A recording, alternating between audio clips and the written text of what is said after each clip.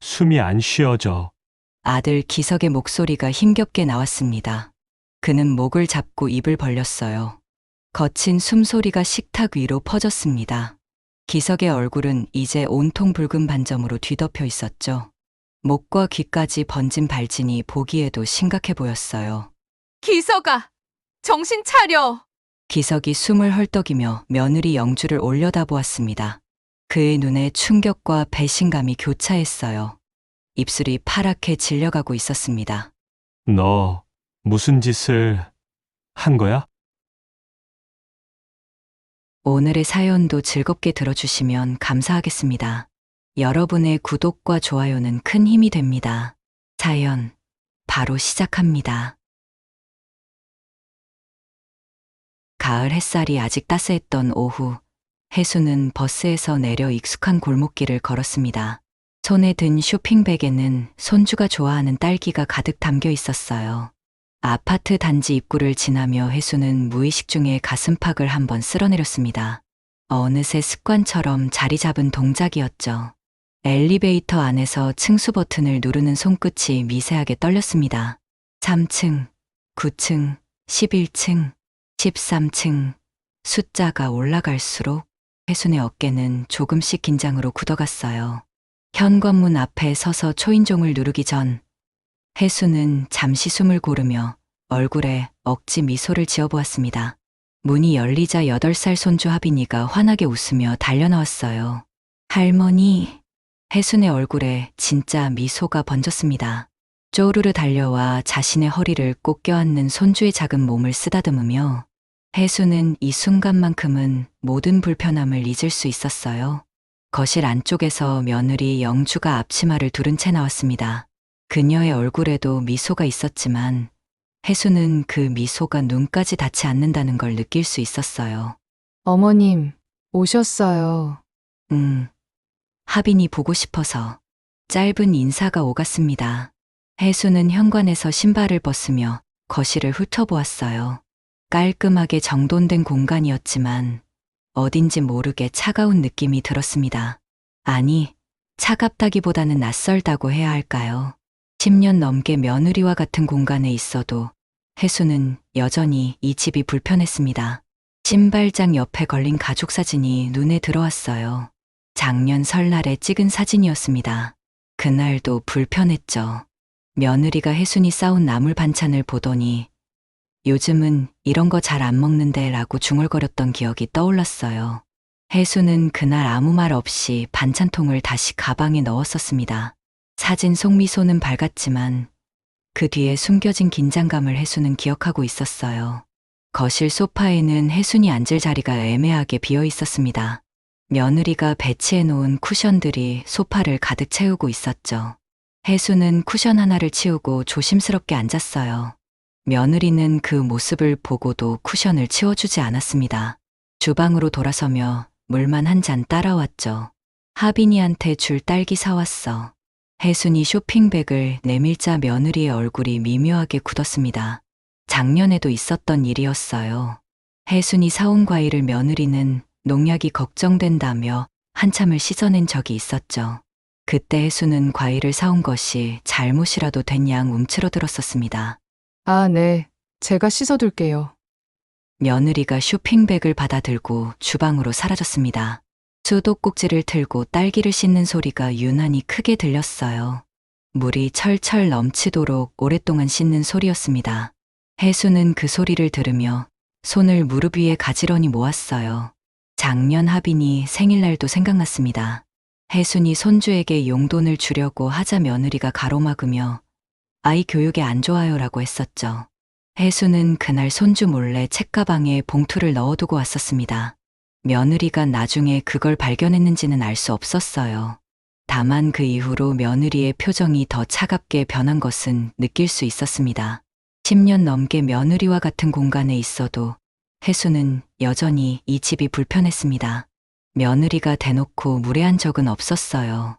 하지만 작은 표정, 짧은 침묵, 미묘한 뉘앙스 속에서 혜수는 환영받지 못한다는 것을 느꼈습니다. 그리고 며느리도 혜순이 불편해한다는 걸 알고 있었죠. 둘 사이에는 보이지 않는 벽이 있었고 그 벽은 세월이 흘러도 낮아지지 않았어요. 할머니, 오늘 유치원에서 그림 그렸어. 보여줄까? 손주가 혜순의 손을 잡아 끌었습니다. 혜순은 손주의 방으로 따라가며 뒤돌아 며느리를 힐끗 보았어요. 며느리는 이미 주방으로 들어가 무언가를 준비하고 있었죠. 칼질하는 소리, 물 흐르는 소리, 프라이팬 달구는 소리가 규칙적으로 들려왔습니다. 손주의 방은 알록달록한 색연필, 그림들로 가득했어요.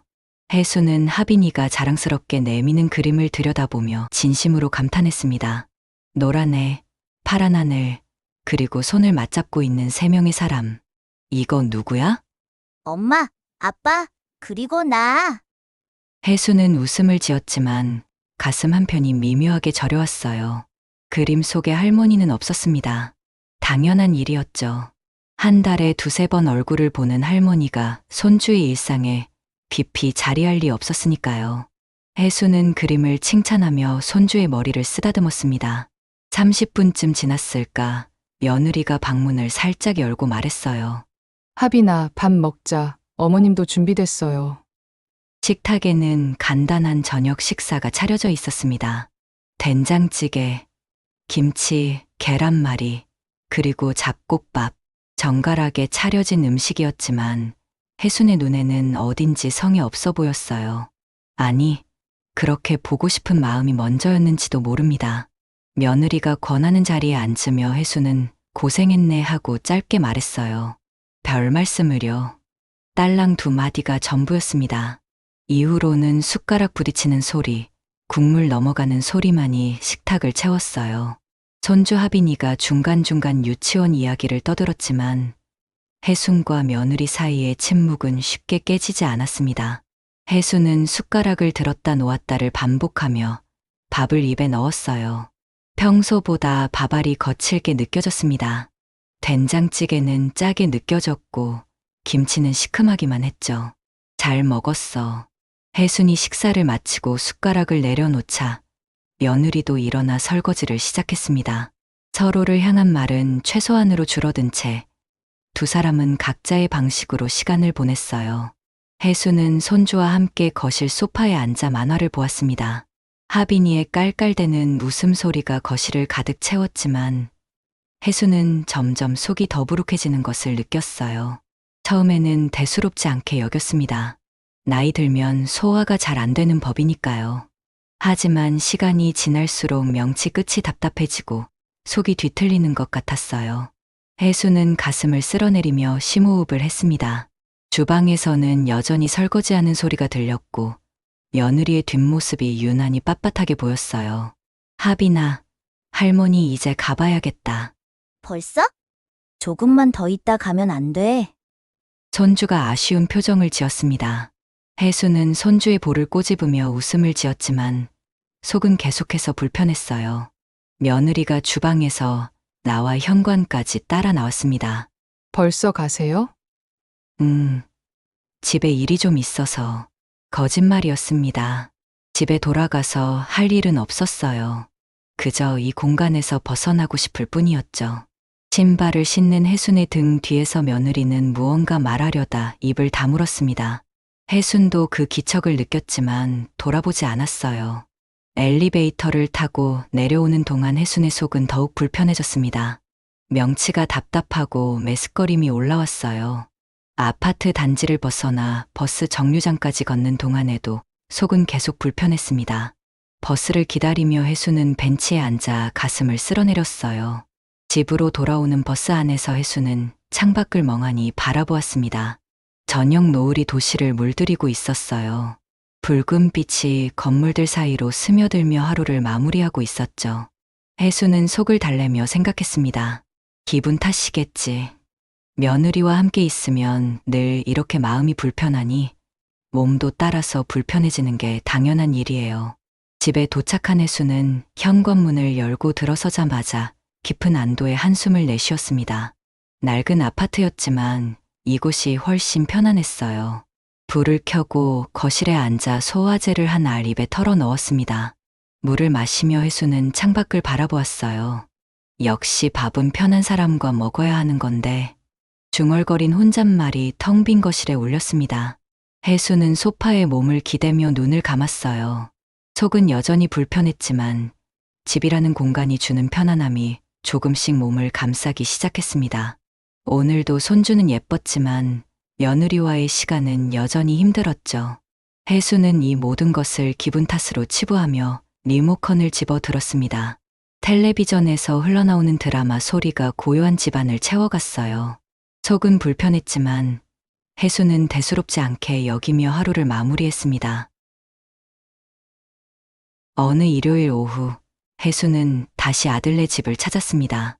손주 하빈이가 감기에 걸렸다는 소식을 듣고 약과 과일을 사들고 온 길이었어요. 현관문을 열고 들어서자 거실에서 손주가 담요를 덮고 소파에 누워 있었습니다.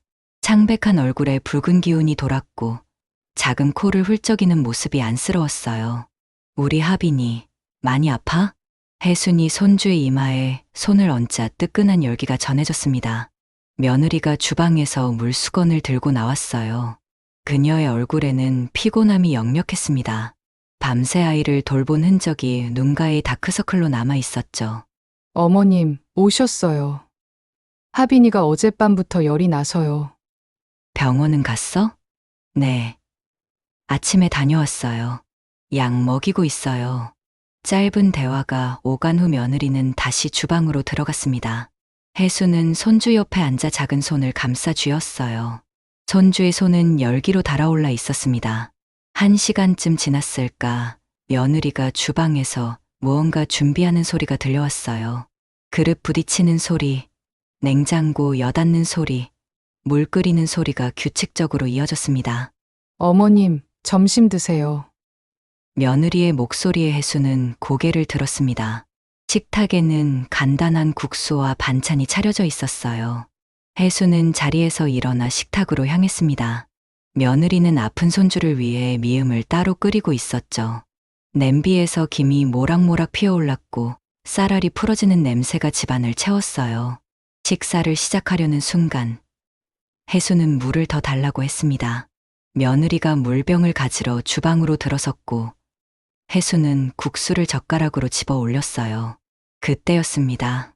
우연히 고개를 든 혜순의 시선이 주방 안쪽으로 향했죠. 며느리가 찬장 위쪽 선반에 손을 뻗고 있었습니다.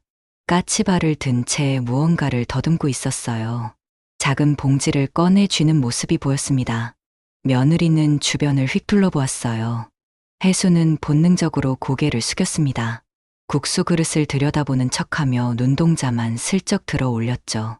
며느리의 등이 보였어요. 어깨가 움직이며 손이 무언가 하고 있었습니다. 각도상 정확히 보이진 않았어요. 뭐 하는 거지? 며느리의 손목이 미묘하게 움직였습니다. 봉지를 기울이는 것 같기도 하고 아닌 것 같기도 했어요. 혜수는 젓가락을 든 채 움직이지 못했습니다. 심장이 빠르게 뛰기 시작했죠. 며느리가 컵 위로 손을 가져가는 모습이 어렴풋이 보였어요. 하얀 무언가가 살짝 번쩍이는 것 같았습니다. 아니면 착각일까요? 혜수는 눈을 가늘게 떴습니다. 더 잘 보려고 했어요. 하지만 며느리의 몸이 시야를 가렸습니다. 손이 컵 위에 있는 건 분명했어요. 무언가 털어내는 동작처럼 보였습니다. 손목을 톡톡 치는 모습이 희미하게 보였죠. 아니, 그게 정말 그랬을까? 혜수는 자신의 눈을 의심했어요. 내가 잘못 본 거야. 그냥 설탕을 넣는 걸 거야. 하지만 며느리의 움직임은 너무 조심스러웠습니다. 설탕을 넣는다면 왜 저렇게 주변을 살필까요? 며느리는 봉지를 황급히 접더니 다시 찬장 깊숙이 밀어 넣었어요.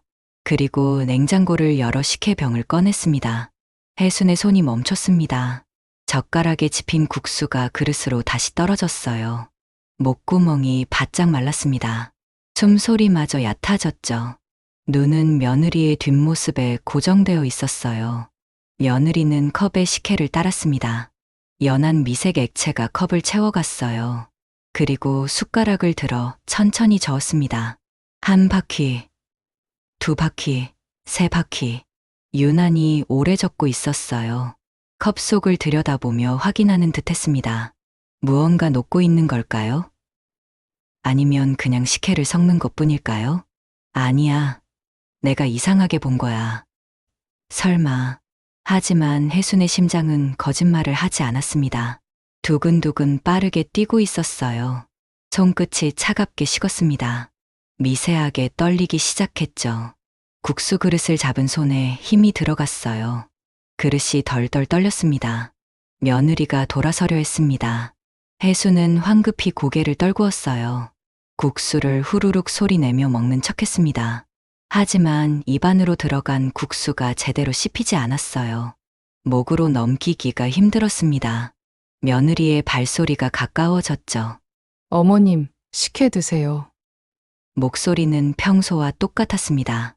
차분하고 부드러웠어요. 며느리가 건넨 컵을 받아든 혜순의 손이 굳어졌습니다. 컵의 차가운 감촉이 손바닥에 전해졌어요. 투명한 액체 속에 쌀알이 동동 떠 있었습니다. 언뜻 보기에는 평범한 식혜였어요. 혜수는 컵을 들여다보았습니다. 눈을 가늘게 뜨고 자세히 살폈어요. 뭔가 이상한 게 있을까요? 색깔은 평소와 같았습니다. 냄새도 똑같았어요. 쌀알도 평범하게 떠 있었죠. 혹시 내가 착각한 걸까? 정말 아무것도 안 넣은 걸까? 하지만 머릿속에서 방금 전 장면이 계속 재생되었습니다.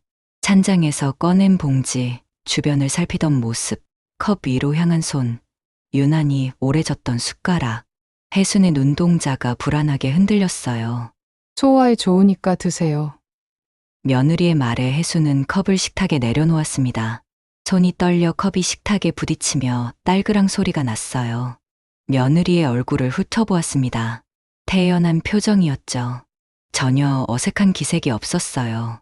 오히려 혜순을 걱정스럽게 쳐다보고 있었습니다. 내가 이상한 건가? 며느리를 의심하다니. 며느리는 자신의 자리로 돌아가 앉았습니다. 국수를 집어 입에 넣으며 자연스럽게 식사를 이어갔어요. 전혀 이상한 구석이 없었습니다. 혜수는 다시 컵을 내려다보았어요. 식혜가 조용히 컵 안에 담겨 있었습니다. 하지만 손은 컵을 잡지 못했습니다. 뭔가 잘못됐다는 본능이 온몸을 휘감고 있었어요. 가슴이 답답했습니다. 숨쉬기가 힘들었죠. 혜수는 손을 무릎 위에 내려놓았어요. 손바닥이 축축하게 젖어 있었습니다. 기억이 되살아나기 시작했습니다. 지난번에도 그 전에도 며느리는 늘 식사 후에 식혜를 내왔었어요. 소화에 좋으니까요 라며 웃던 며느리의 얼굴이 떠올랐습니다. 혜수는 그때마다 식혜를 마셨고 집으로 돌아가는 길에 속이 불편했었죠. 우연이라고 생각했던 그 모든 순간들이 다른 의미로 다가왔습니다. 잘 먹었어. 혜수는 국수를 반쯤 남긴 채 숟가락을 내려놓았습니다. 며느리가 이상한 듯 쳐다보았어요. 입맛이 없으세요? 아니, 배가 불러서. 거짓말이었습니다. 배가 부른 게 아니라 목구멍으로 음식이 넘어가지 않았어요. 혜수는 식탁 위에 놓인 식혜 컵을 바라보았습니다. 며느리는 설거지를 하겠다며 자리에서 일어났고 혜수는 그 뒷모습을 지켜보았어요. 주방에서 물 흐르는 소리가 들렸습니다. 혜순의 머릿속이 복잡해졌습니다. 설마, 정말 설마. 하지만 자신이 본 것은 분명했어요. 며느리가 컵에 무언가를 넣었고 그 컵이 지금 자신 앞에 놓여 있었습니다. 분노가 치밀어 올랐지만 동시에 의심이 꼬리를 물었어요. 확신할 수 없었습니다. 정말 뭔가 넣은 걸까? 아니면 착각일까? 할머니, 나 식혜 먹어도 돼? 손주 하빈이가 소파에서 고개를 내밀며 물었습니다. 식탁 위에 식혜 컵을 보고 있었어요. 혜순의 손이 컵 위에서 멈췄습니다. 찝찝한 마음이 들었죠. 만약 정말 뭔가 들어있다면. 하지만 확신이 없었어요. 혹시 자신이 잘못 본 거라면? 괜한 의심으로 어린 손주가 달라는 걸 거절하는 게 이상해 보일 것 같았습니다. 그냥 내가 잘못 본 걸 거야. 설마 정말 이상한 걸 넣었겠어? 혜수는 입술을 깨물었습니다. 대답을 하려는데 말이 나오지 않았어요. 손주는 할머니의 대답을 기다리며 눈을 깜빡였습니다. 며느리는 주방에서 설거지를 계속하고 있었죠. 물 흐르는 소리가 들렸어요.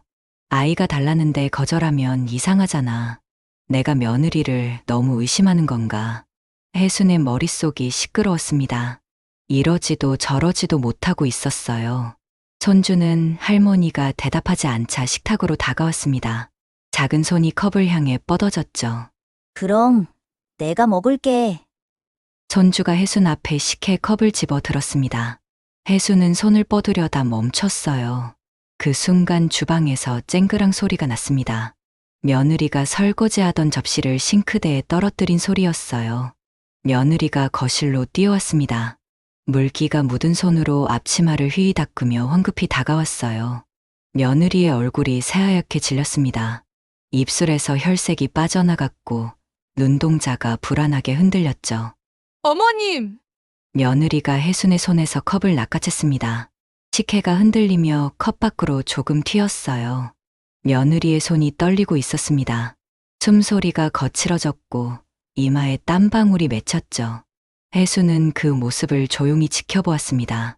며느리는 억지로 미소를 지으며 말했어요. 아이에겐 당이 너무 많아서요. 감기 걸렸을 때는 단 거 먹으면 안 돼. 목소리가 떨렸습니다. 평소의 차분한 톤과는 달랐어요. 며느리는 컵을 꽉 쥔 채 주방으로 돌아갔습니다. 싱크대에 식혜를 버리는 소리가 들렸죠. 물 흐르는 소리, 컵을 씻는 소리가 이어졌습니다. 며느리의 뒷모습이 유난히 경직되어 보였어요. 혜수는 소파에 앉아 손주를 바라보았습니다. 하빈이는 식혜를 못 마시게 된 것이 아쉬운 듯 입을 삐죽거렸어요. 혜순의 가슴이 두근거렸습니다. 방금 전 며느리의 반응이 모든 것을 말해주고 있었죠. 새하얗게 질린 얼굴, 떨리는 손, 급하게 뺏어간 행동, 그리고 터무니없는 변명. 할머니, 나 다른 거 줘.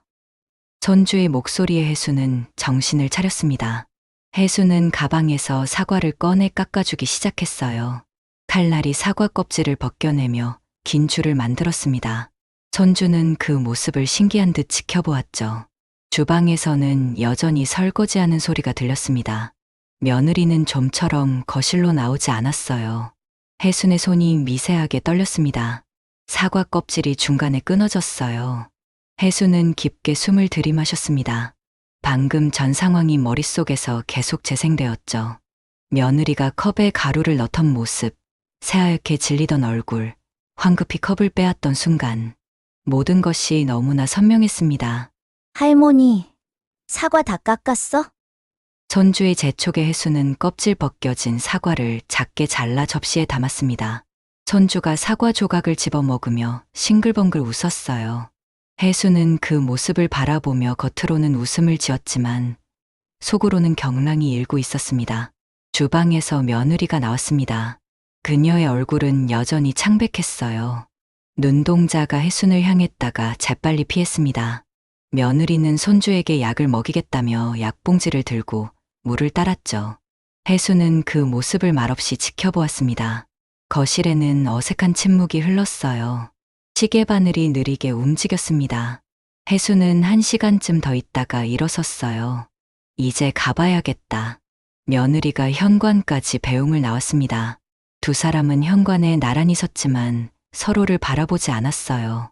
혜순이 신발을 신고 문을 열려는데 며느리의 목소리가 뒤에서 들렸습니다. 조심히 들어가세요. 혜순은 대답 대신 고개만 끄덕였습니다. 문을 닫고 복도에 선 혜순은 잠시 그 자리에 멈춰 섰어요. 다리에 힘이 빠졌습니다. 벽에 손을 짚고 깊게 숨을 들이마셨죠. 방금 전 며느리의 얼굴이 계속 떠올랐습니다. 혜수는 집으로 돌아온 뒤 소파에 주저앉았습니다. 창밖으로 저녁 노을이 지고 있었지만 그녀의 눈에는 아무것도 들어오지 않았어요. 머릿속에서는 오후에 목격한 장면이 끊임없이 재생되었습니다.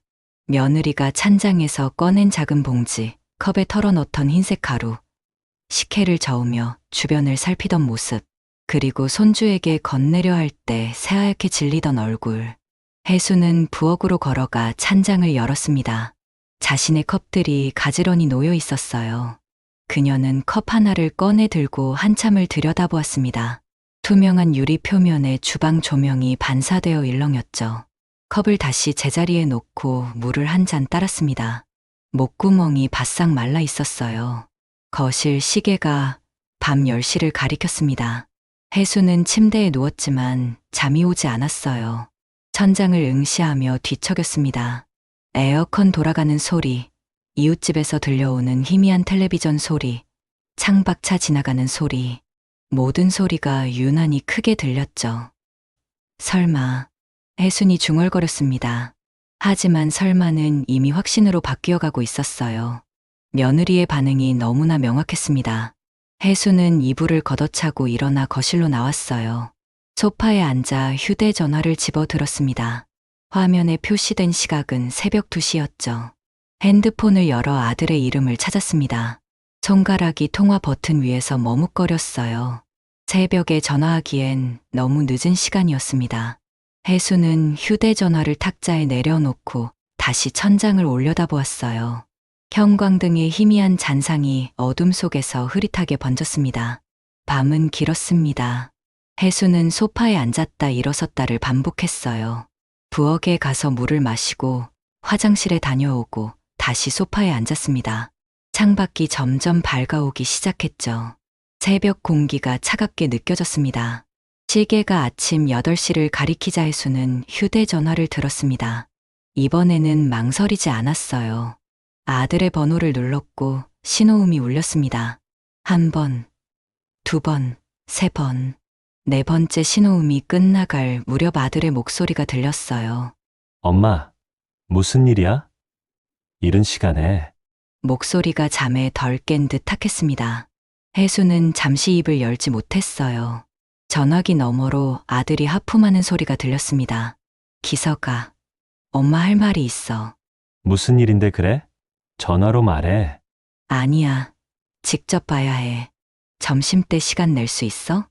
짧은 침묵이 흘렀습니다. 아들이 한숨 쉬는 소리가 희미하게 들렸어요. 알았어. 30분 후에 엄마 집 근처 카페로 갈게. 전화가 끊겼습니다.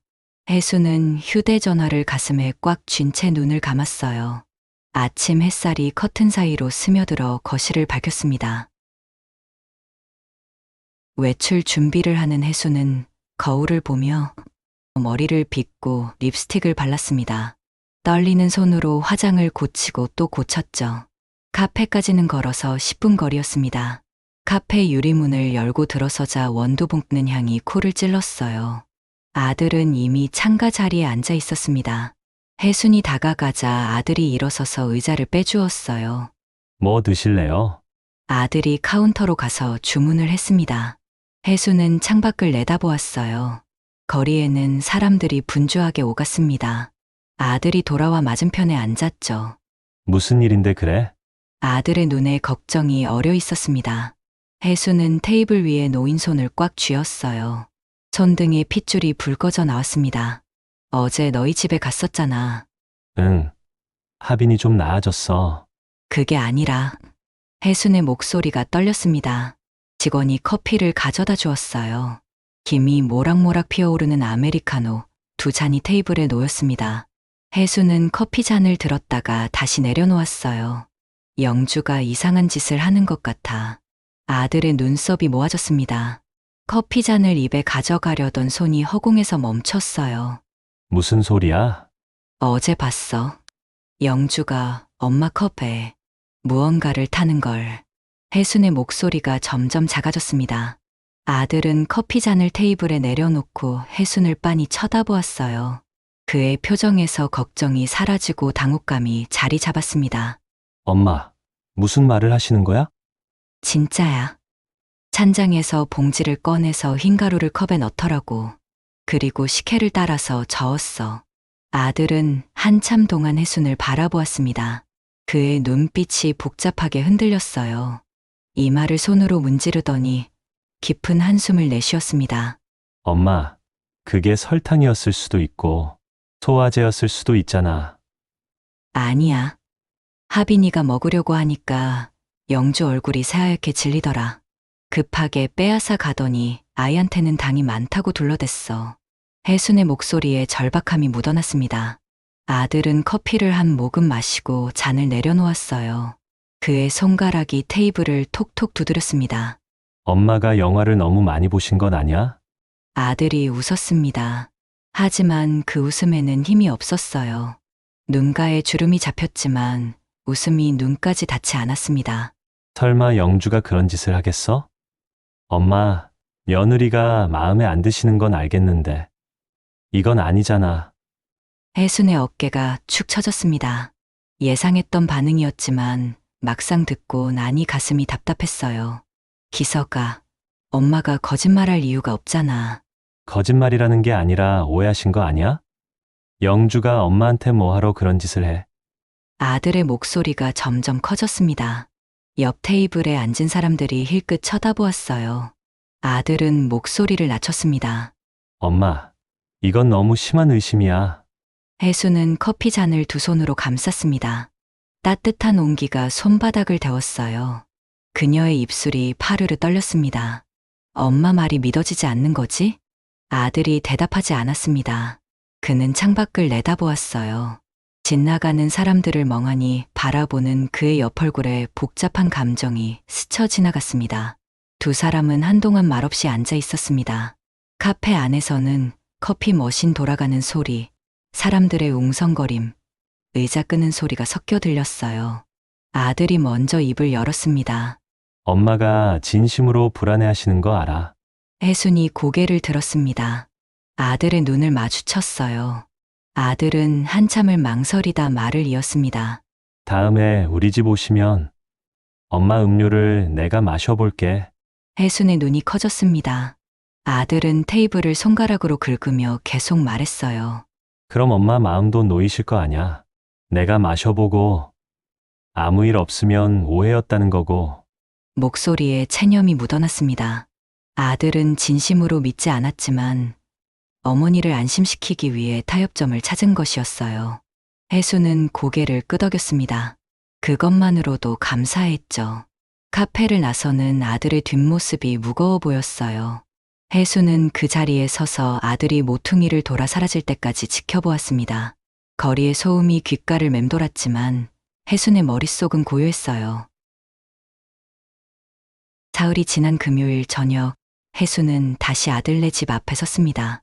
초인종을 누르는 손가락에 힘이 들어갔어요. 문이 열리자 손주 하빈이가 반갑게 뛰어나왔습니다. 감기가 다 나은 모양이었죠. 아이의 뺨에는 건강한 홍조가 돌아 있었어요. 할머니, 나 이제 다 나았어. 혜수는 손주를 꼭 안아주었습니다. 작은 몸에서 따뜻한 체온이 전해졌어요. 거실로 들어서자 아들 기석이 소파에 앉아 노트북으로 무언가 작업하고 있었습니다. 그는 고개를 들어 혜순을 보더니 미소를 지었어요. 엄마, 오셨어요. 며느리가 주방에서 앞치마를 두른 채 나왔습니다. 그녀의 얼굴에는 평소와 다름없는 차분한 표정이 있었어요. 혜수는 며느리와 눈이 마주치자 재빨리 시선을 돌렸습니다. 하빈이 완전히 나았네. 네, 이제 괜찮아요, 어머님. 저녁 드시고 가세요. 짧은 인사가 오갔습니다. 혜수는 거실 소파에 앉아 가방을 내려놓았어요. 아들은 노트북을 덮고 혜순 옆으로 자리를 옮겼습니다. 그의 눈빛이 무언가를 말하고 있었죠. 약속을 잊지 않았다는 신호였어요. 저녁 준비가 한창이었습니다. 주방에서는 국 끓는 냄새와 생선 굽는 향이 흘러나왔어요. 며느리는 능숙한 손놀림으로 음식을 차려냈습니다. 프라이팬에서 지글거리는 소리, 도마에서 칼질하는 소리, 그릇 부딪히는 소리가 리듬을 만들었죠. 30분쯤 지나자 식탁에 저녁이 차려졌습니다. 고등어구이, 된장찌개, 시금치나물, 그리고 김치. 평범한 가정식이었어요. 네 사람은 식탁에 둘러앉았습니다. 혜순의 맞은편에 며느리가, 옆에는 아들과 손주가 자리했죠. 많이 드세요. 며느리의 목소리가 식탁 위로 떨어졌습니다. 숟가락과 젓가락을 드는 소리가 동시에 울렸어요. 혜수는 밥을 입에 넣었지만 제대로 씹히지 않았습니다. 목구멍으로 넘어가지 않는 듯한 느낌이었죠. 건너편에서 며느리가 조용히 식사하는 모습이 보였어요. 손주 하빈이가 떠드는 소리만이 식탁을 채웠습니다. 학교에서 있었던 일, 친구들 이야기, 선생님 이야기가 끊임없이 쏟아져 나왔어요. 아들이 가끔 맞장구를 쳐주었고 며느리는 하빈이의 밥그릇에 반찬을 올려주었습니다. 혜순이 숟가락을 내려놓았습니다. 밥을 반 이상 남겼어요. 아들이 그 모습을 힐끗 보더니 자신도 식사를 마무리했습니다. 며느리가 일어나 그릇들을 정리하기 시작했죠. 어머님, 식혜드릴게요. 며느리의 목소리가 주방에서 들려왔습니다. 혜순의 등이 순간 경직되었어요. 손끝이 차갑게 식었습니다. 주방에서 냉장고 여는 소리, 액체 따르는 소리가 들렸죠. 며느리가 쟁반에 식혜잔 2개를 올려 나왔습니다. 투명한 유리잔 속에 연한 미색의 식혜가 찰랑거렸어요. 쌀알이 잔 바닥에 가라앉아 있었습니다. 며느리는 그 중 하나를 혜순 앞에 놓았어요. 소화에 좋으니까 드세요. 혜순은 식혜잔을 내려다보았습니다. 손을 뻗을 수가 없었어요. 잔을 잡으려던 손이 허공에서 멈췄습니다. 며느리는 자신의 잔을 들고 한 모금 마셨죠. 그녀의 목젖이 움직이는 모습이 보였어요. 아들 기석이 테이블에 팔짱을 끼고 앉았습니다.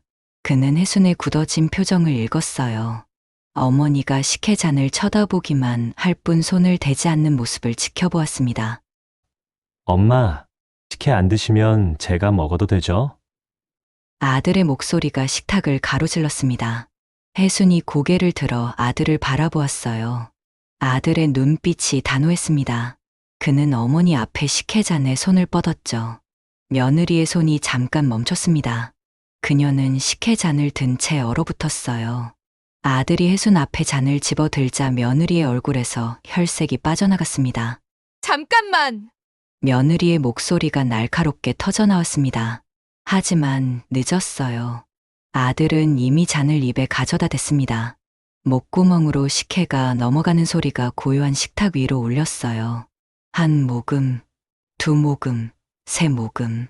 아들은 잔을 단숨에 비워버렸습니다. 며느리가 자리에서 벌떡 일어났습니다. 그녀가 든 식혜잔이 흔들리며 액체가 조금 튀었어요. 테이블 위에 식혜 방울이 떨어졌습니다. 며느리 영주의 입술이 파르르 떨렸죠. 왜 그래? 영주야? 아들이 빈 잔을 테이블에 내려놓으며 물었습니다. 영주는 대답하지 못했어요. 그녀의 손에서 잔이 미끄러져 테이블에 떨어졌습니다. 쨍그랑 소리와 함께 식혜가 사방으로 튀었죠. 엄마, 왜 그래? 손주 하빈이가 놀란 표정으로 며느리를 올려다보았습니다. 며느리는 입술을 깨물며 아들을 바라보았어요. 그녀의 눈동자가 불안하게 흔들렸습니다. 혜수는 숨을 죽인 채 아들을 지켜보았습니다. 시간이 느리게 흘렀어요.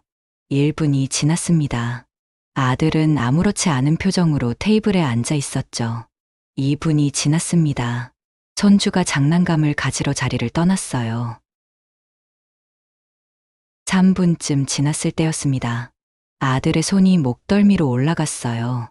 손가락으로 목을 긁기 시작했습니다. 처음에는 가볍게, 그러다 점점 세게 긁었죠. 뭐야, 왜 이렇게 가려워? 아들의 목소리가 거칠어졌습니다. 혜순이 몸을 앞으로 기울였어요. 아들의 목덜미에 붉은 반점이 번지기 시작했습니다.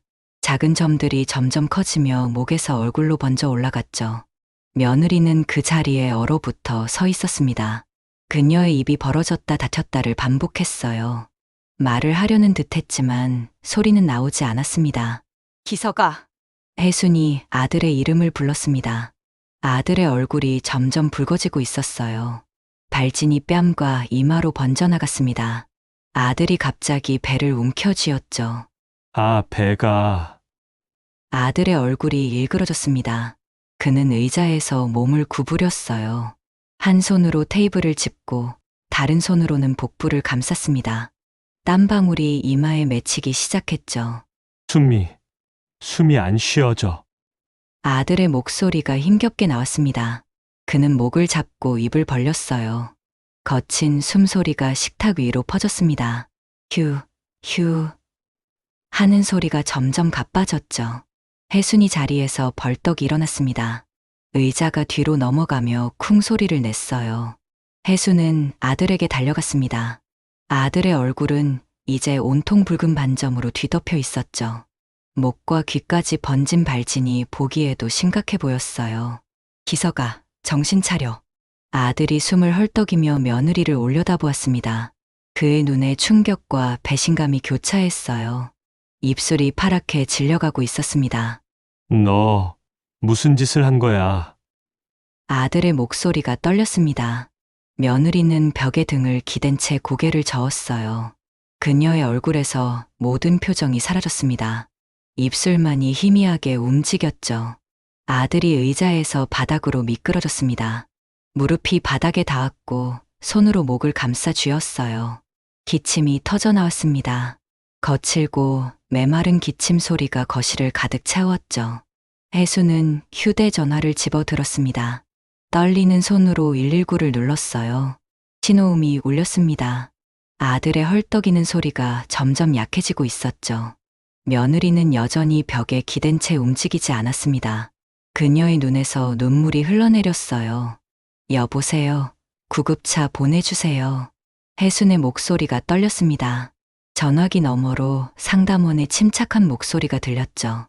혜순은 주소를 말하고 상황을 설명했습니다. 아들은 바닥에 쓰러진 채 가쁜 숨을 몰아쉬고 있었어요. 손주 하빈이가 방에서 나와 거실의 모습을 보고 울음을 터뜨렸습니다. 아이의 울음소리가 혼란스러운 상황에 더해졌죠.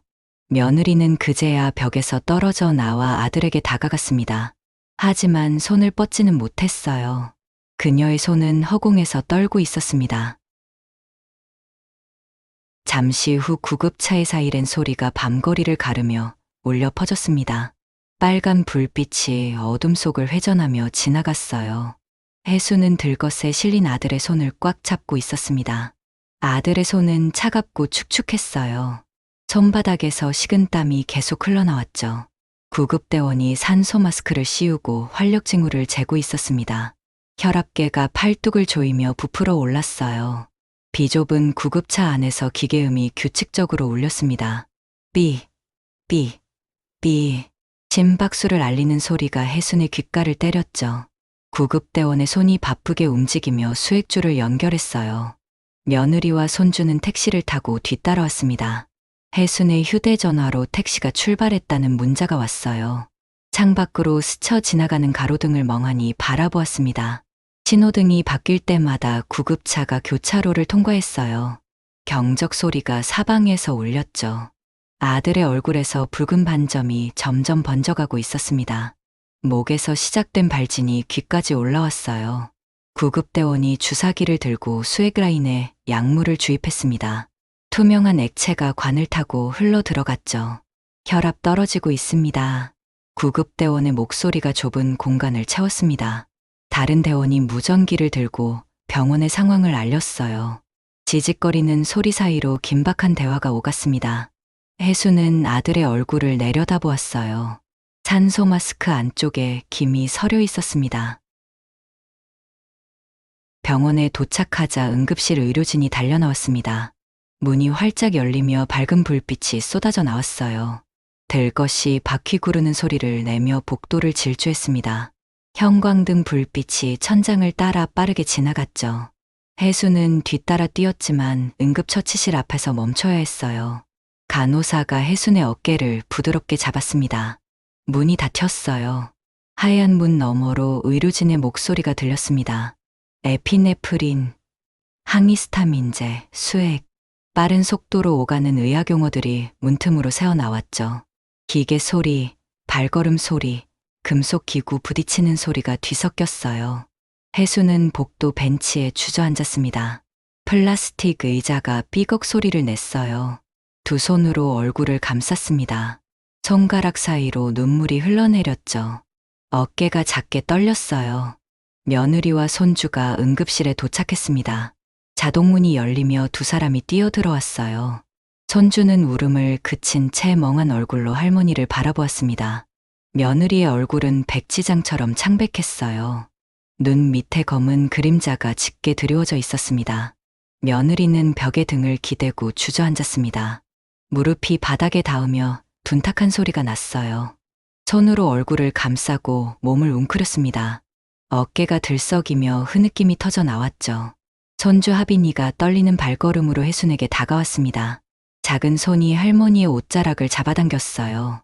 혜순이 손주를 끌어안았습니다. 작은 몸이 부들부들 떨리고 있었어요.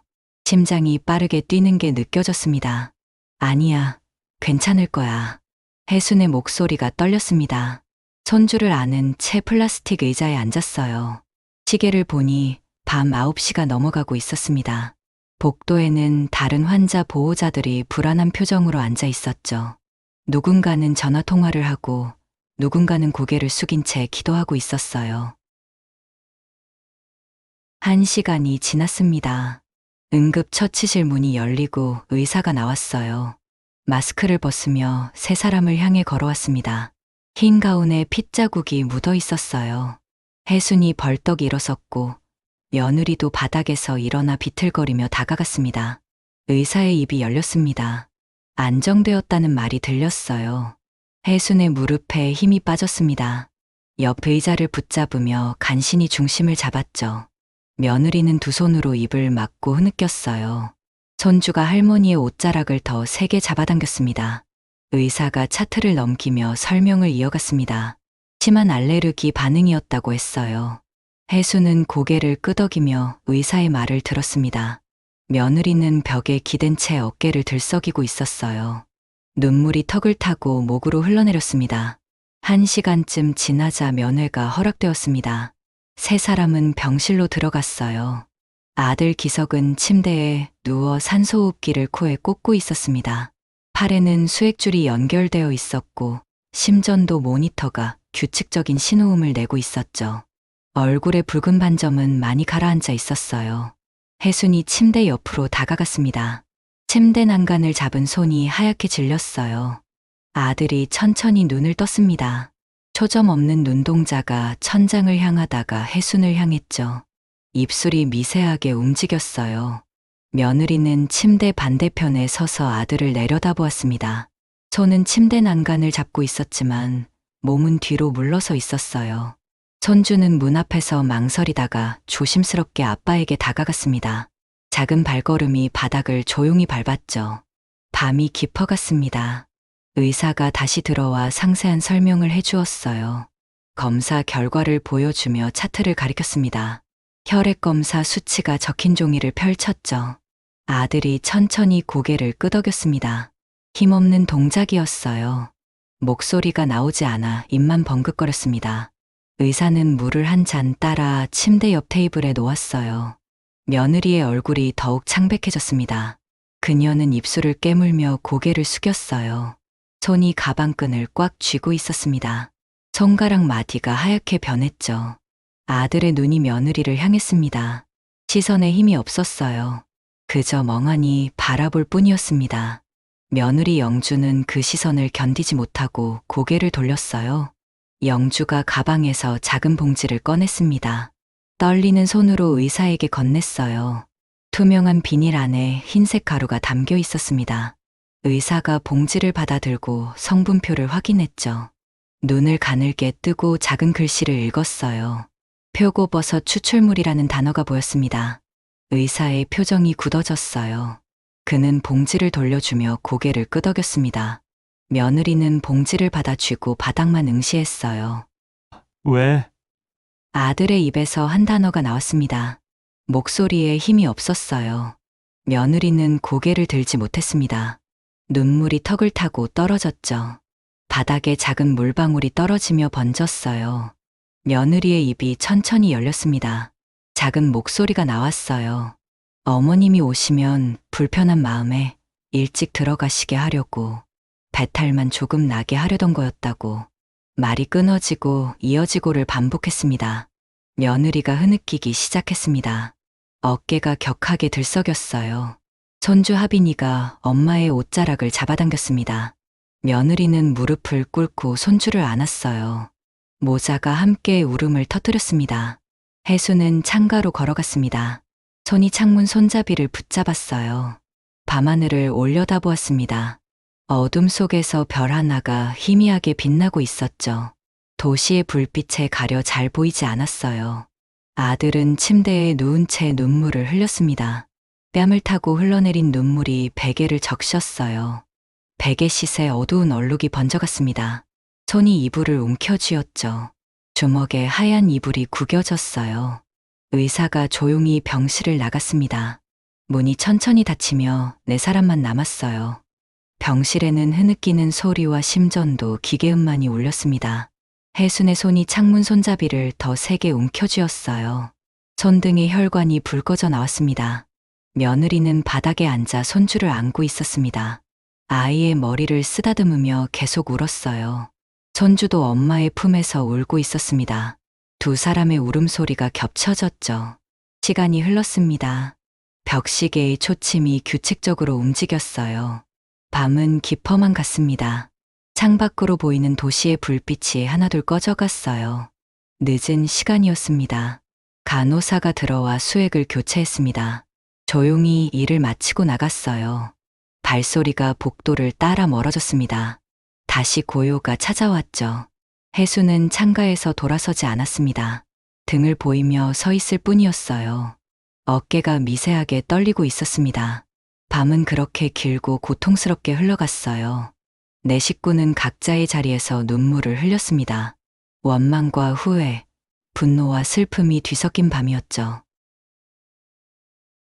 병실의 무거운 침묵이 한참 지속되었습니다. 심전도 모니터의 규칙적인 신호음만이 공간을 채우고 있었어요. 손주 하빈이는 엄마의 품에 안긴 채 몸을 떨고 있었습니다. 아이의 눈은 빨갛게 충혈되어 있었고 코를 훌쩍이는 소리가 계속 들렸죠. 작은 어깨가 미세하게 떨리고 있었어요. 문이 열리며 간호사가 들어왔습니다. 수액 교체 시간이었어요. 그녀는 능숙한 손놀림으로 링거를 바꾸며 환자의 상태를 확인했습니다. 병실 안이 긴장된 분위기를 감지한 듯 간호사의 동작이 조심스러워졌어요. 차트에 뭔가를 적으며 아들의 맥박을 재고 체온계를 확인했습니다. 간호사가 차트 기록을 마치고 병실을 나가려는 순간이었습니다. 손주 하빈이가 갑자기 엄마의 품에서 빠져나왔어요. 작은 발이 바닥을 구르며 간호사에게 달려갔습니다. 숨을 헐떡이며 간호사의 옷자락을 잡아당겼죠. 눈물과 콧물이 범벅이 된 얼굴을 들어 올렸어요. 엄마가 할머니랑 아빠를 죽이려고 독을 탔어요. 비명 같은 외침이 병실을 가득 채웠습니다. 간호사의 손에서 차트가 미끄러졌어요. 딱 소리를 내며 바닥에 떨어졌습니다. 복도를 지나가던 다른 의료진의 발걸음이 멈췄죠. 병실 입구 쪽으로 고개를 돌리는 사람들이 보였어요. 며느리가 황급히 일어나 아이에게 손을 뻗었습니다. 하지만 하빈이는 몸을 돌려 간호사 뒤로 숨었어요. 작은 주먹으로 눈물을 닦으며 계속 떨고 있었습니다. 간호사는 당황한 표정으로 무릎을 굽혀 아이의 눈높이에 맞췄어요. 복도에서 당직 의사가 소란을 듣고 병실로 들어왔습니다. 흰 가운 자락이 바람에 펄럭였어요. 그는 상황을 파악하려는 듯 병실 안을 둘러보았습니다. 눈빛이 며느리에게, 혜순에게, 그리고 하빈이에게로 차례로 옮겨갔죠. 독이에요. 엄마가 매번 할머니한테 이상한 가루를 탔다고요. 할머니는 그거 먹고 아팠어요. 하빈이가 다시 소리쳤습니다. 작은 손가락이 며느리를 가리켰어요. 의사는 재빨리 문을 닫았습니다. 복도에 모여들기 시작한 사람들을 막기 위해서였죠. 그는 천천히 하빈이에게 다가가 무릎을 꿇었습니다. 며느리는 두 손을 앞으로 내저으며 고개를 흔들었습니다. 입술이 파르르 떨렸어요. 얼굴에서 모든 혈색이 빠져나갔습니다. 손이 허공에서 무언가를 붙잡으려는 듯 떨리고 있었죠. 의사가 그녀를 향해 손바닥을 들어 올려 진정하라는 제스처를 취했어요. 혜수는 창가에 서서 이 모든 광경을 지켜보고 있었습니다. 창틀을 붙잡은 손에 힘이 들어갔어요. 손등에 핏줄이 붉어져 나왔습니다. 아들은 침대에서 이불을 움켜쥐고 있었죠. 수액줄이 팔의 움직임에 따라 흔들렸어요. 의사가 간호사에게 눈짓을 했습니다. 간호사가 밖으로 나가자 곧 다른 간호사 2명이 들어왔어요. 그들은 병실 안의 긴장된 분위기를 즉시 감지했습니다. 며느리는 가방을 뒤적이기 시작했어요. 떨리는 손으로 봉지를 꺼내 의사에게 내밀었습니다. 다이어트 보조제예요.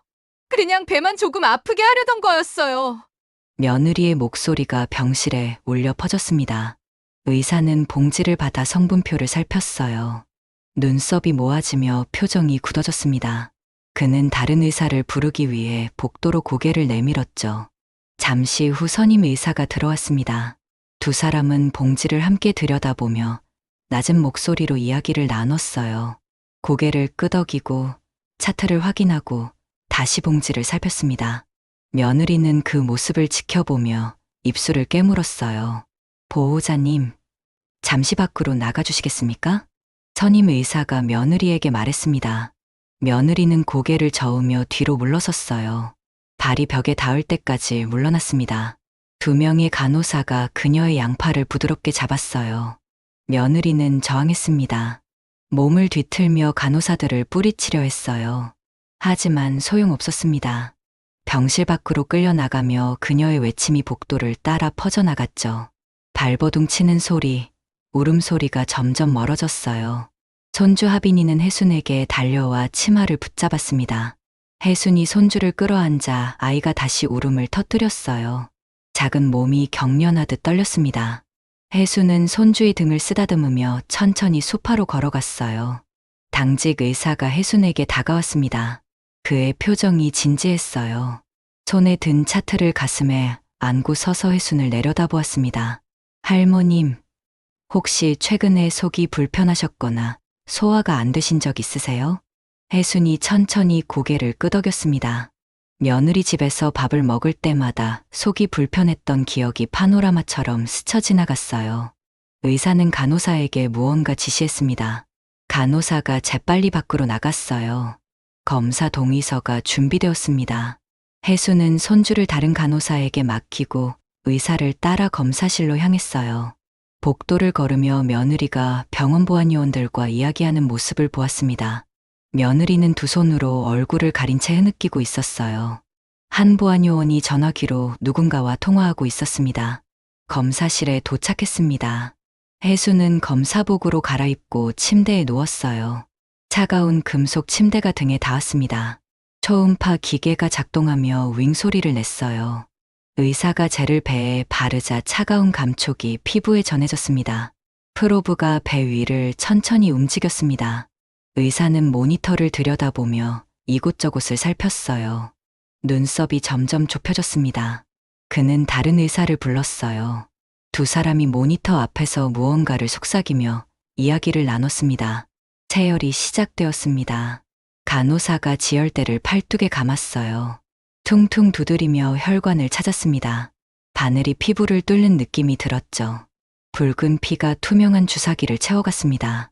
1개, 2개, 3개, 여러 개의 시험관이 차례로 채워졌어요. 검사는 1시간 가까이 계속되었습니다. 엑스레이, 내시경, 추가 혈액 검사.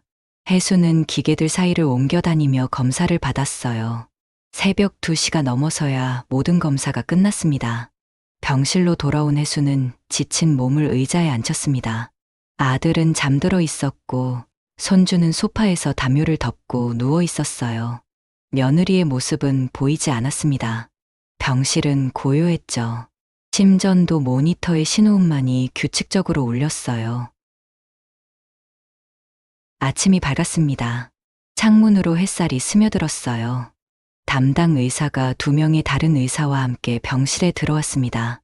손에 두꺼운 서류 뭉치를 들고 있었어요. 검사 결과지였습니다. 할머님, 검사 결과를 말씀드려야 할 것 같습니다. 의사의 목소리가 무거웠습니다. 혜수는 침대 옆 의자에 앉았어요. 아들도 침대에서 천천히 상체를 일으켰습니다. 의사는 결과지를 펼쳐 보여주었어요. 그래프와 숫자들이 종이를 가득 채우고 있었습니다. 의사의 손가락이 한 부분을 가리켰습니다. 위장 내시경 사진이었어요. 점막이 붉게 헐어있는 모습이 선명하게 보였습니다. 다른 결과지에는 염증 수치가 표시되어 있었죠. 정상 범위를 훨씬 벗어난 숫자들이었어요. 복도에서 무거운 발소리가 들렸습니다. 2명의 경찰관이 병실로 들어왔어요. 제복의 단추가 형광등 불빛을 반사시켰습니다. 한 경찰관은 수첩을 손에 들고 있었고 다른 한 명은 녹음기를 가방에서 꺼내고 있었어요. 경찰관들은 병실 안을 둘러보았습니다. 침대에 누운 아들, 의자에 앉은 혜순, 소파에서 잠든 손주. 그들의 시선이 각 인물을 훑었어요. 선임 경찰관이 수첩을 펼쳤습니다. 펜을 꺼내 클릭 소리를 냈죠. 최영주 씨의 가족분들이십니까? 혜순과 아들이 고개를 끄덕였습니다. 경찰관은 수첩에 뭔가를 적기 시작했어요. 펜 끝이 종이 위를 빠르게 움직였습니다. 다른 경찰관은 녹음기를 테이블 위에 올려놓았어요. 의사가 검사 결과지를 경찰관에게 건넸습니다. 경찰관은 서류를 받아 천천히 읽어 내려갔어요. 페이지를 넘기는 소리가 고요한 병실에 울렸습니다. 그의 표정이 점점 굳어졌죠. 다 읽은 후 동료 경찰관에게 서류를 넘겨주었어요. 진술이 필요합니다. 경찰관이 녹음기를 작동시켰습니다. 빨간 불빛이 켜졌어요.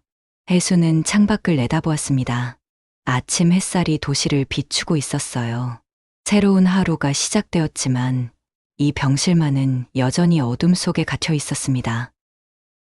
경찰 조사는 이틀에 걸쳐 진행되었습니다.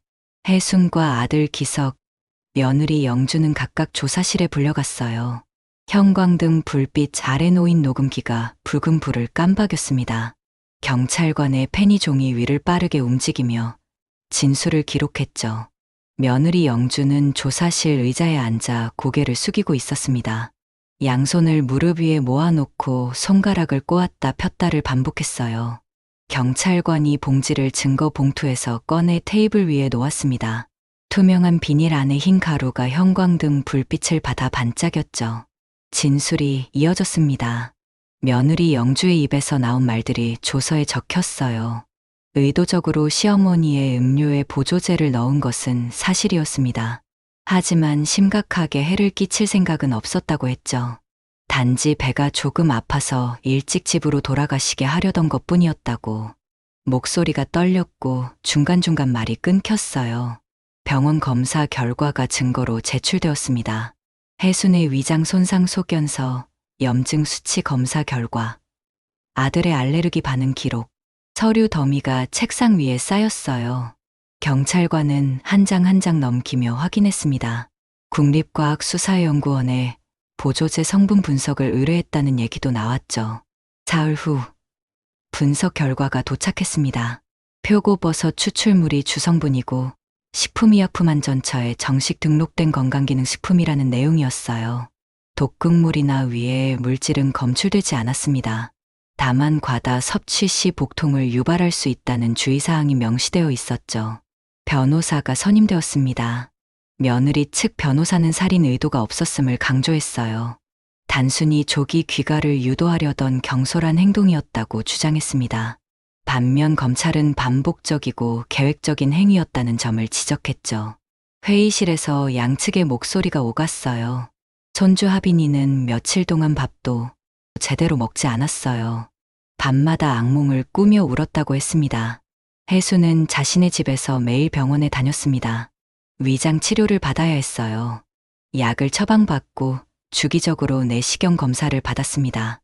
약봉지가 찬장에 하나둘 쌓여갔죠. 식사 후 아력을 삼키며 물컵을 내려놓는 손이 떨렸어요. 변호사 사무실에서 회의가 열렸습니다. 혜순, 아들 기석, 며느리 영주, 그리고 양측 변호사가 한자리에 모였어요. 긴 테이블을 사이에 두고 마주 앉았습니다. 며느리 영주는 얼굴이 수척해져 있었어요. 볼이 움푹 들어갔고 눈가에 다크서클이 짙었습니다. 검찰은 집행유예를 제안했습니다. 하지만 전과 기록은 남게 되어 있었어요.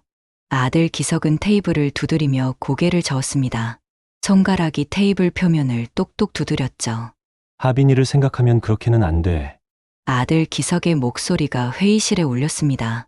며느리 영주가 고개를 들어 남편을 바라보았어요. 눈에 희망이 번뜩였습니다. 하지만 기석은 영주를 보지 않았어요. 창밖을 향한 채 말을 이었습니다.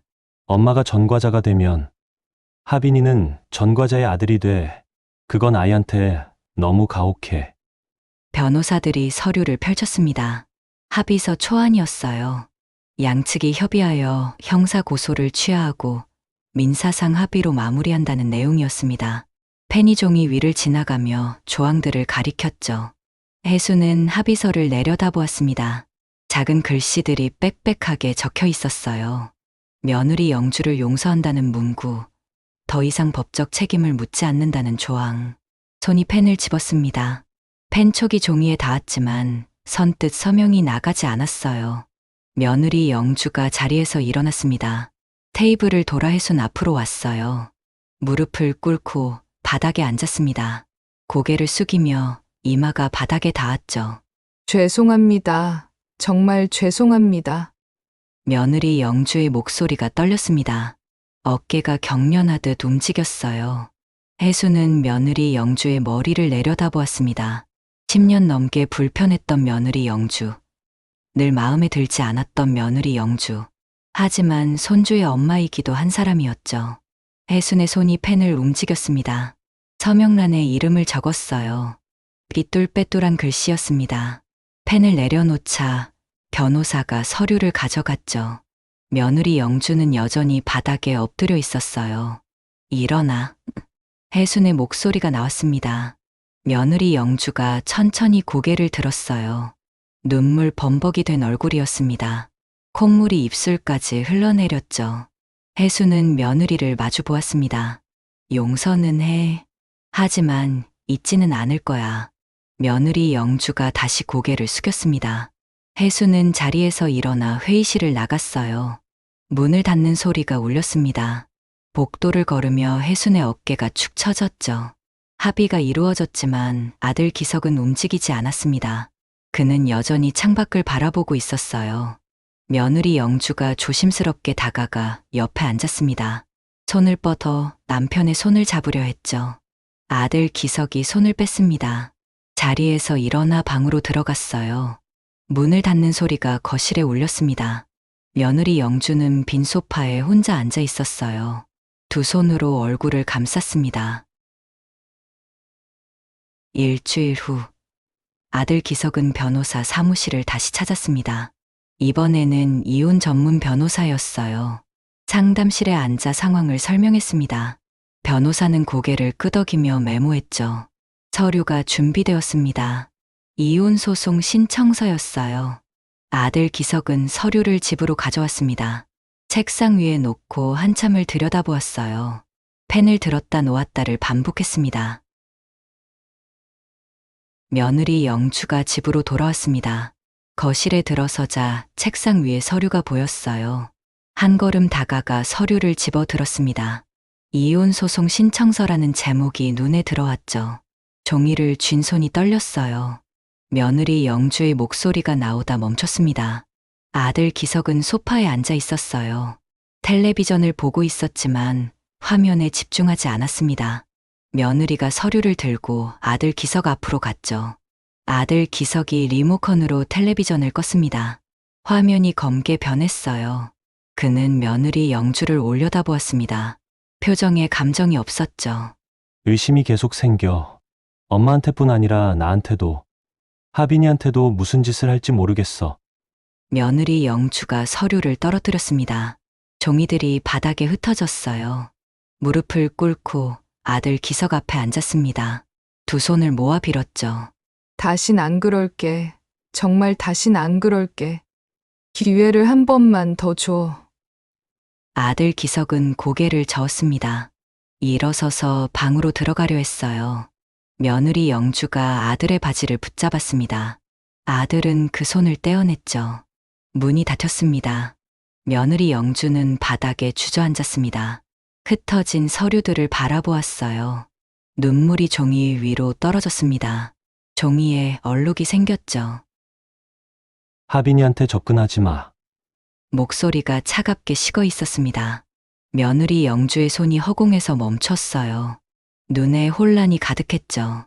손을 모아 빌었어요. 하지만 아들 기석은 손주를 데리고 방으로 들어갔습니다. 문이 닫혔죠. 며느리는 복도에 혼자 남았어요. 바닥에 주저앉아 흐느꼈습니다. 어깨가 들썩이며 울음소리가 새어나왔죠. 집안은 고요했지만 그 고요 속에 균열이 깊게 새겨져 있었어요. 한 달이 지났습니다. 혜수는 자신의 집에서 대부분의 시간을 보냈어요. 아침마다 약을 먹고 위장약을 삼키며 물을 들이켰습니다. 찬장 문을 열 때마다 쌓여가는 약봉지들이 눈에 들어왔죠. 손이 약병을 집어들고 뚜껑을 돌려 열고 알약을 손바닥에 털어내는 일상이 반복되었어요. 거실 창가에 서서 밖을 내다보는 시간이 늘었습니다. 아파트 단지의 사람들이 오가는 모습이 보였어요. 엄마 손을 잡고 걷는 아이, 장바구니를 든 노인, 출근하는 직장인들. 혜수는 그 모습들을 멍하니 바라보았습니다. 손은 커튼을 쥐고 있었고 눈은 초점을 잃은 듯 했어요. 식탁에 앉아 식사를 할 때면 혼자라는 게 유난히 느껴졌습니다. 반찬 그릇을 꺼내고 밥을 퍼고 국을 데우는 일련의 과정이 무겁게 느껴졌어요. 숟가락을 들었다 놓았다 하며 밥알을 입에 넣었습니다. 씹는 소리만이 고요한 집안을 채웠죠. 며느리 영주가 보낸 문자가 휴대전화에 쌓여갔습니다. 사과의 말들, 용서를 구하는 글들이 화면에 가득했어요. 혜수는 문자를 읽고 삭제하지도 답장하지도 않았습니다. 그저 읽고 휴대전화를 내려놓을 뿐이었죠. 화면이 꺼지며 어둠 속으로 글자들이 사라졌어요. 아들 기석이네 집을 방문하는 횟수가 줄었습니다. 일주일에 한 번 정도 손주 하빈이를 보러 갔어요. 초인종을 누르면 아들이 문을 열었습니다. 며느리 영주는 방 안에 있었죠. 문틈으로 며느리의 그림자가 어른거렸지만 나오지는 않았어요. 손주는 예전과 달라져 있었습니다. 말수가 줄었고 웃음도 적어졌어요. 할머니가 가져온 과자를 받아 들고도 기뻐하지 않았습니다. 소파에 앉아 멍하니 텔레비전만 바라보았죠. 혜순이 머리를 쓰다듬어도 반응이 미미했어요. 할머니, 엄마는 언제 나와? 손주가 작은 목소리로 물었습니다. 혜수는 대답할 말을 찾지 못했어요. 입을 열었다 닫았다를 반복했습니다. 손주는 할머니의 침묵을 답으로 받아들 기석이었는지 고개를 돌렸죠. 아들 기석은 회사와 집을 오갈 뿐이었습니다. 얼굴에 생기가 없었어요. 눈가에 다크서클이 짙었고 수염을 깎지 않아 턱이 거칠었습니다. 혜순이 밥을 먹었냐고 물으면 고개만 끄덕였죠. 말은 최소한으로 줄어들었어요. 며느리 영주는 작은 방에서 나오지 않았습니다. 식사 시간에도 방문은 닫혀 있었어요. 가끔 화장실 가는 소리, 물 흐르는 소리가 들렸습니다. 발소리가 복도를 지나갔다가 다시 방으로 돌아가는 소리가 났죠. 혜순이 있는 거실까지는 나오지 않았어요. 어느 날 혜순은 집으로 돌아가는 길에 슈퍼마켓에 들렀습니다. 장을 보며 진열대 사이를 걸었어요. 손이 상품을 집어 들었다가 다시 내려놓기를 반복했습니다. 식혜 코너를 지나칠 때 발걸음이 멈췄어요. 진열된 식혜병들을 한참 바라보았습니다. 결국 그 코너를 지나쳐 다른 음료를 집었죠. 계산대 앞에 서서 줄을 기다렸습니다. 앞에 선 손님이 아이와 함께 있었어요. 엄마가 아이의 손을 잡고 과자를 골라주고 있었습니다. 아이가 환하게 웃으며 엄마를 올려다보았죠. 혜수는 그 모습을 지켜보다가 시선을 돌렸어요. 집으로 돌아와 장 본 것을 정리했습니다. 냉장고 문을 열고 우유를 넣고 야채를 정리하고 과일을 씻었어요. 손이 계속 움직였지만 머리는 다른 곳에 있었습니다. 수도꼭지를 틀어놓은 채 멍하니 서 있다가 물이 넘치는 소리에 정신을 차렸죠. 저녁을 먹고 약을 삼켰습니다. 물과 함께 목구멍으로 넘어간 알약이 식도를 타고 내려가는 느낌이 들었어요. 손으로 목을 쓸어내렸습니다. 소파에 앉아 텔레비전을 켰죠. 드라마가 나오고 있었지만 내용이 귀에 들어오지 않았어요. 휴대전화가 울렸습니다. 아들 기석에게서 온 전화였어요. 혜수는 전화를 받았습니다. 아들의 목소리가 들렸죠. 피곤함이 묻어나는 음색이었어요. 엄마, 괜찮으세요? 짧은 질문이었습니다. 혜수는 괜찮다고 대답했어요. 아들 기석은 잠시 침묵하다가 내일 병원 검진 날이라는 것을 상기시켰습니다.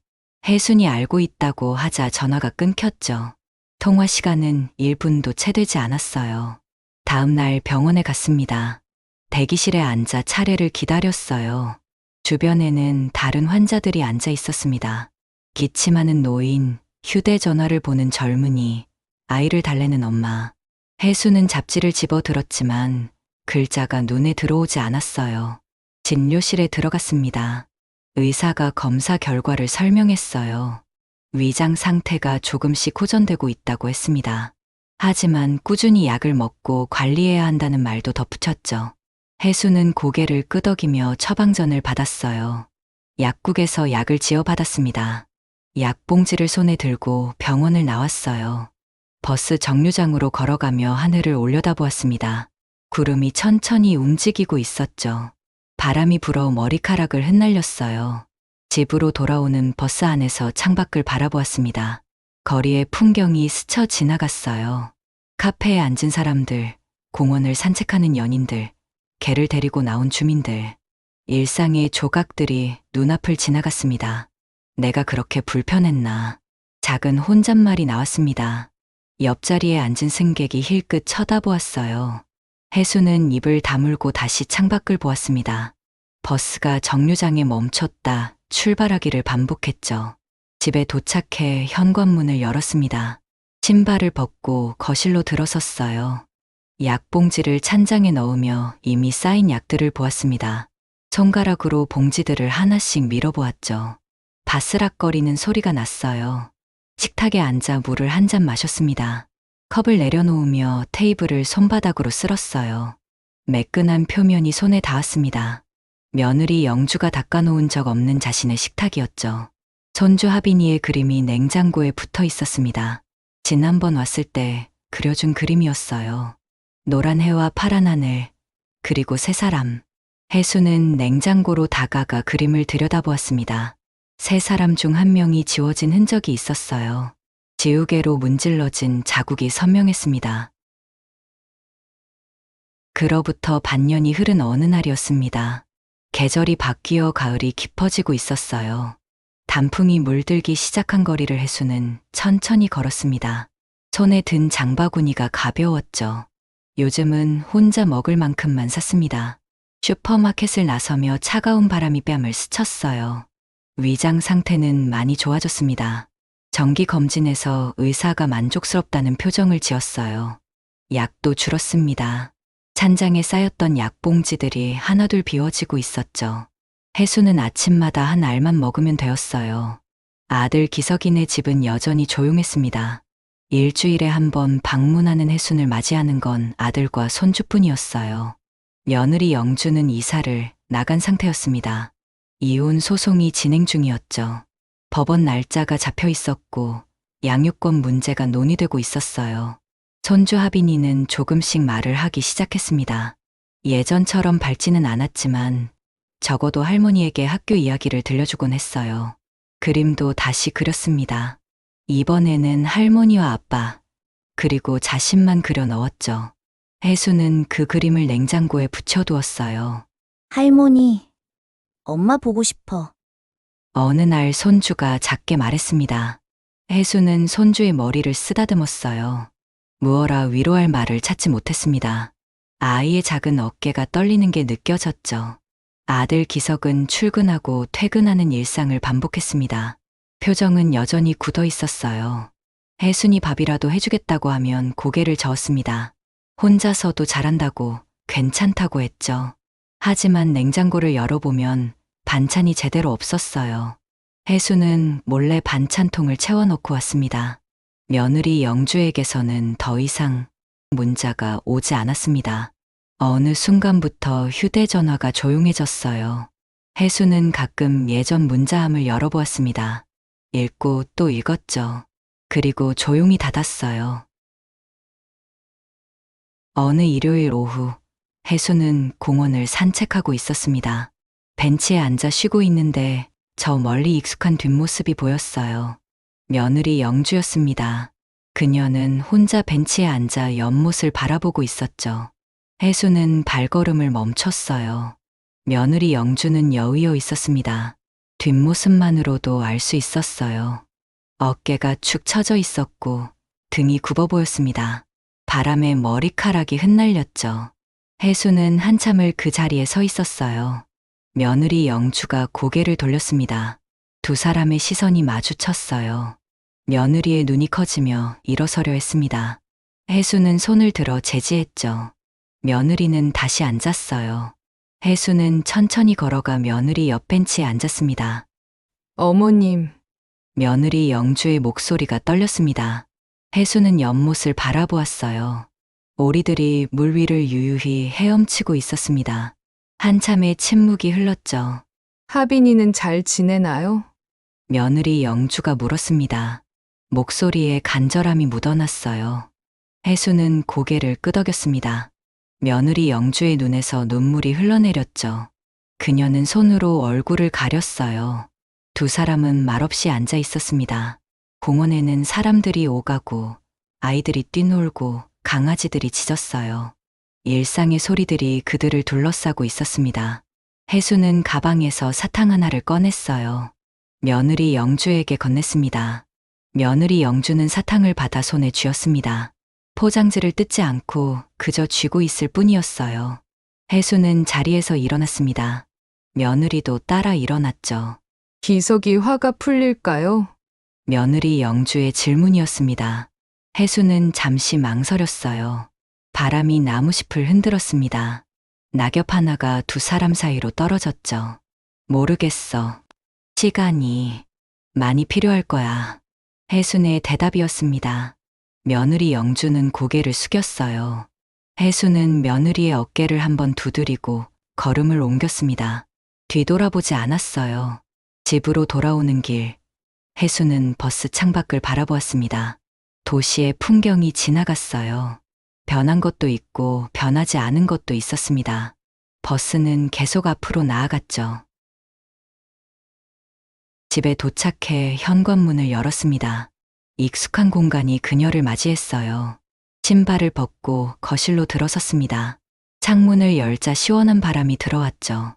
커튼이 펄럭였어요. 저녁을 준비했습니다. 간단한 식사였어요. 밥을 짓고 국을 끓이고 김치를 꺼냈습니다. 식탁에 혼자 앉아 숟가락을 들었죠. 밥을 한술 뜨는데 문득 며느리 영주의 뒷모습이 떠올랐어요. 왜 더 성숙하게 말하지 않았을까? 작은 혼잣말이 나왔습니다. 하지만 이미 지나간 일이었어요. 돌이킬 수 없는 것들이었습니다. 해수는 밥을 계속 먹었죠. 식사를 마치고 설거지를 했습니다. 그릇을 닦으며 창밖을 보았어요. 석양이 지고 있었습니다. 하늘이 주황빛으로 물들었죠. 아름다운 저녁이었어요. 휴대전화가 울렸습니다. 아들 기석에게서 온 전화였어요. 내일 손주를 데리고 엄마 집에 가도 되냐는 물음이었습니다. 해수는 그러라고 했어요. 아들의 목소리가 조금 밝아진 것 같았죠. 전화를 끊고 소파에 앉았습니다. 텔레비전을 켜지 않았어요. 그저 조용히 앉아 있었습니다. 시계 초침 소리가 들렸죠. 똑딱, 똑딱. 시간은 계속 흘러가고 있었어요. 해수는 창가로 걸어가 밖을 내다보았습니다. 아파트 단지에 불빛이 하나둘 켜지고 있었어요. 각자의 집에서 각자의 저녁이 펼쳐지고 있었습니다. 해순도 그 중 하나였죠. 손을 창틀에 올려놓았습니다. 차가운 감촉이 손바닥에 전해졌어요. 밤이 깊어지고 있었습니다. 별이 하나둘 나타나기 시작했죠. 해수는 한참을 그렇게 서 있었어요. 내일은 손주가 올 것입니다. 아들 기석도 함께 올 거예요. 며느리 영주는 오지 않을 것이고 언제 올 수 있을지 알 수 없었습니다. 어쩌면 영영 오지 않을지도 몰랐죠. 하지만 시간은 흘렀고 계속 흐를 것이었어요. 해수는 창문을 닫았습니다. 커튼을 쳤어요. 불을 하나씩 끄며 방으로 향했습니다. 침대에 누워 이불을 덮었죠. 눈을 감았어요. 내일이 올 것이었고 또 다른 내일이 이어질 것이었습니다.